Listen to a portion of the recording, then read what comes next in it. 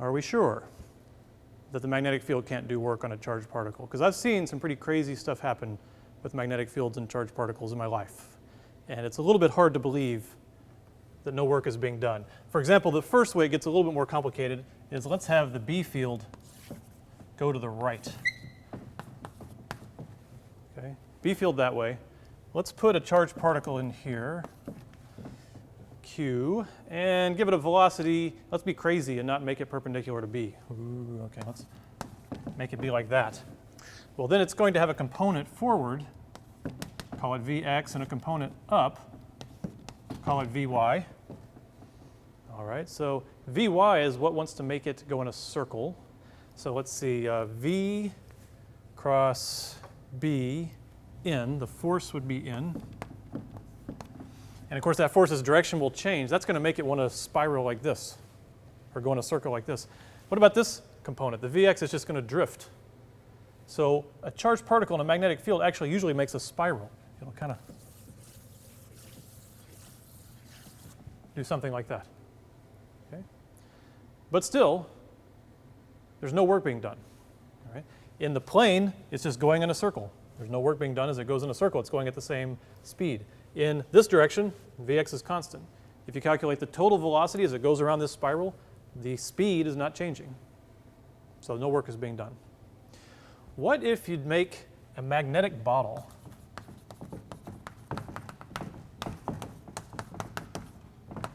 Magnetic bottle.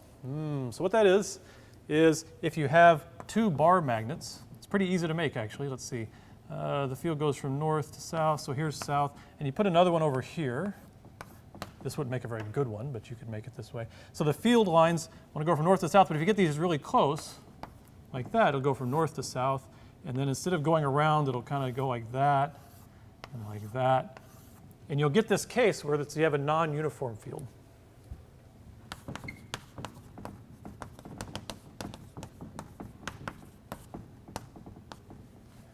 Non-uniform B. So let's think about what a particle would do. Let's draw this a little bit bigger. So here are the field lines where it's far apart, and here are the field lines as they're coming together. And we'll just kind of have them do like that. So here's a more idealistic view of the non-uniform field. Okay? We could have a particle coming in. It's spiraling in. Here it comes. And we got to think about what's going to happen to that particle when it's in the non-uniform region. Okay, so say it gets to here.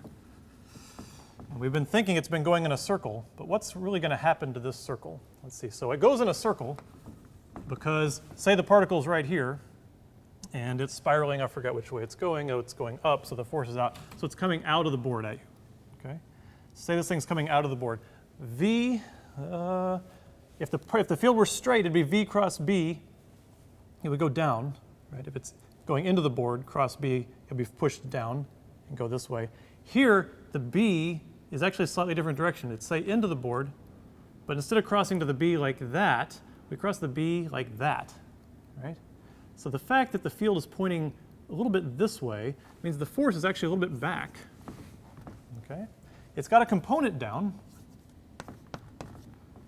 but it also has a component x. And that component is pushing against this drift this way. It's going to accelerate it back.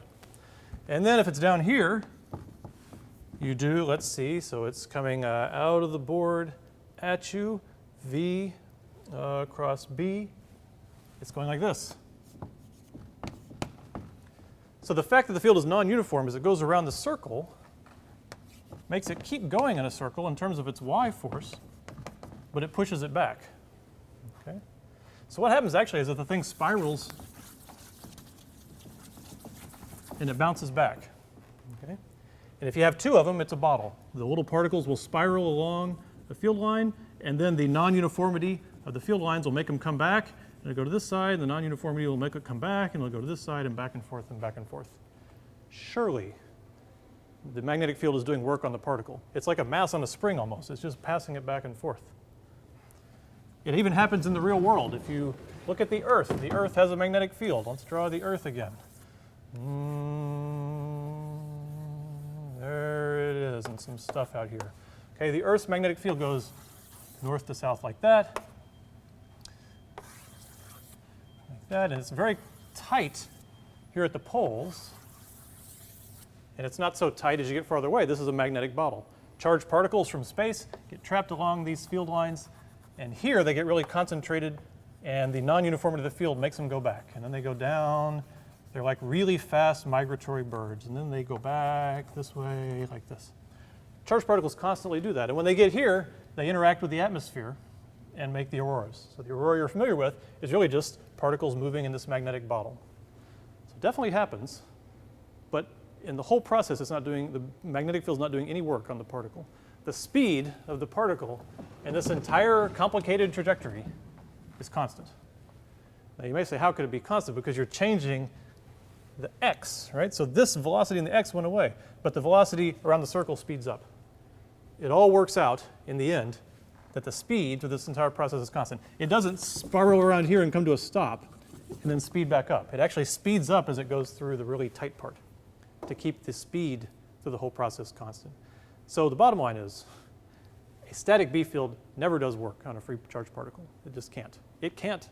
It can't because it always pushes. Its force is always at right angles to the velocity. It just physically can't do work.